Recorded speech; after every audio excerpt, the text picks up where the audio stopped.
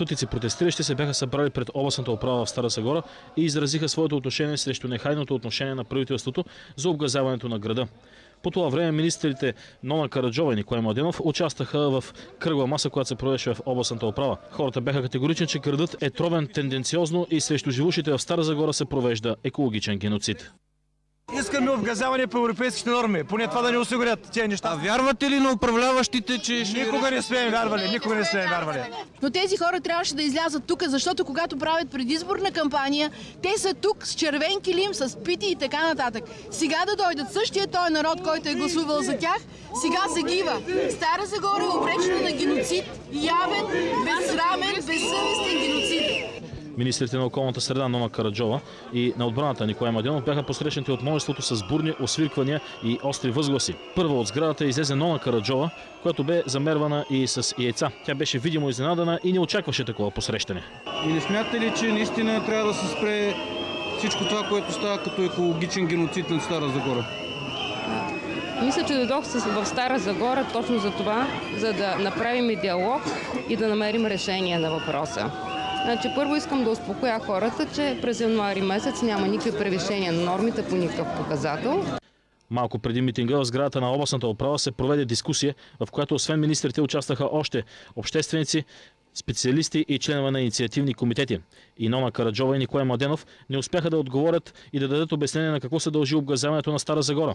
Министър Младенов отрече, че то идва от полигона край Змеево, но не назова точно кой е източника.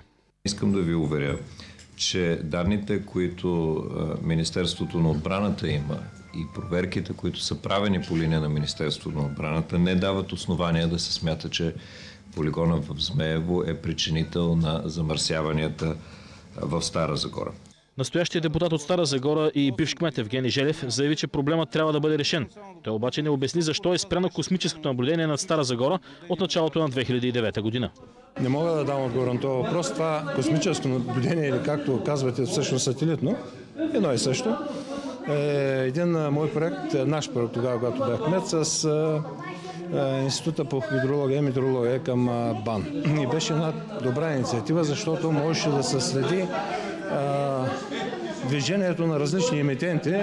Обгазяването на Стара Загора се провежда вече 8 години. През това време институциите не са дали истински отговор за причините пред обществеността.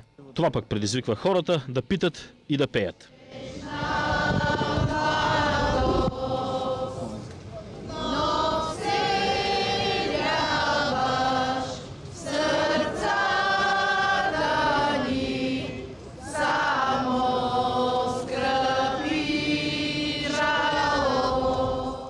След днешния митинг пък екипа на телевизия СКАТ беше неприятно изненадан. Гумата на служебния автомобил на телевизията беше хваната в скоба, което забави екипа ни с 1 час.